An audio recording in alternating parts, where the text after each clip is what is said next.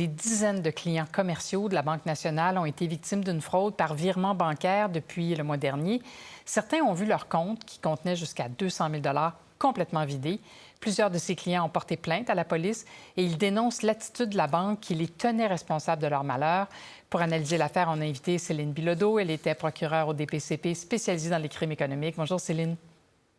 Bonjour Isabelle. Alors, on parle d'une fraude par hameçonnage qui a permis aux fraudeurs d'entrer dans les comptes bancaires. Alors, on se dit, il n'y a vraiment personne qui est à l'abri.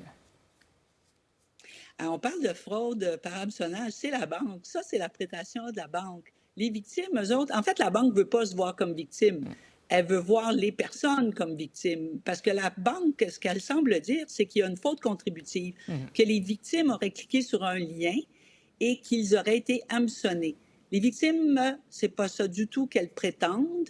Et est-ce qu'on est à l'abri? Il y a quand même maintenant des systèmes qui sont mis en place.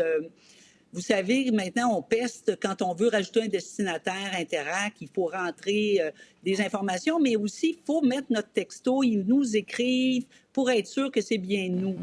Alors là, c'est quand même assez étonnant ce qui s'est passé.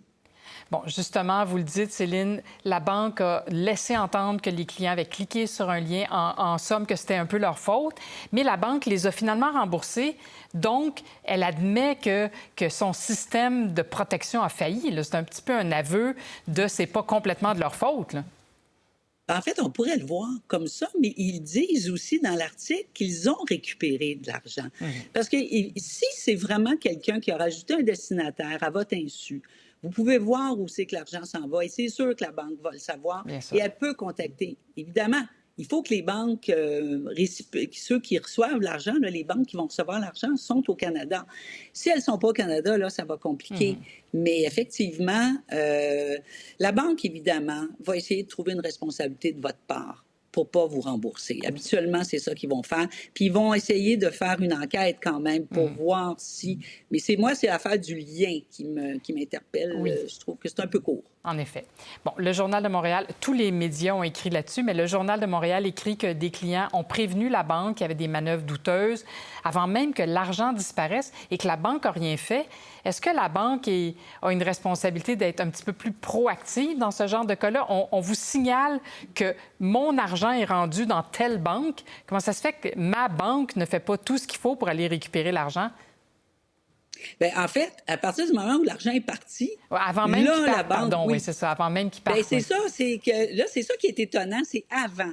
Alors moi, si je vois que, mettons, j'ai un destinataire inconnu dans mon compte de banque, je vais le bloquer moi-même, mais je vais aviser la banque. C'est les réponses de la banque qui sont, en tout cas, un peu particulières, mais il faut dire aussi que l'enquête n'est pas avancée. Mais ce qui est étonnant aussi, c'est seulement la Banque nationale. Moi, là, j'ai pas vu d'autres banques. Alors, est-ce que c'est à l'interne? Ça va prendre une enquête interne de la banque aussi et ne pas juste dire, bien, écoutez, vous avez cliqué sur un lien.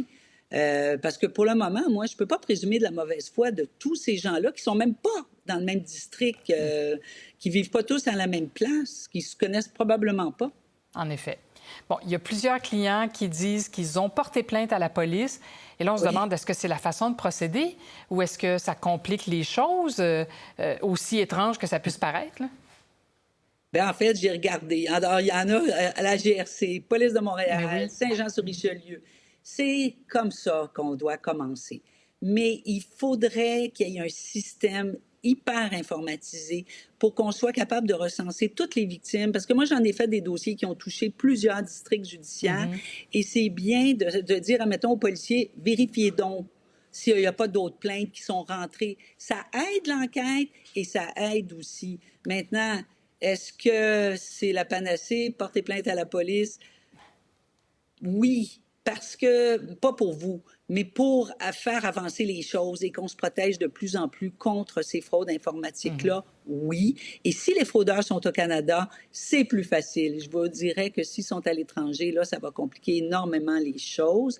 Mais que la police s'en mêle, et j'ai vu que la Sûreté du Québec avait été alertée, ça, c'est très bon, parce qu'eux, ils ont une équipe, ils peuvent se saisir de dossiers qui sont dans tout le Québec, si vous voulez. Bon. Tandis que tout le monde a sa petite compétence particulière à chaque ville. Je ne dis pas qu'ils ne travaillent pas, mais ils ne sont pas toujours équipés.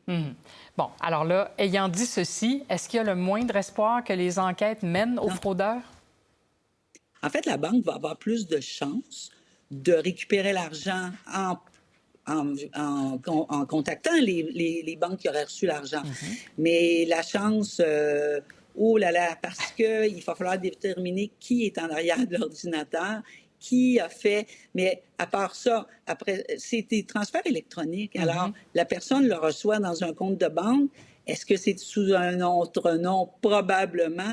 Alors, ça va prendre une enquête, mais je vous le dis, les banques ont des enquêteurs.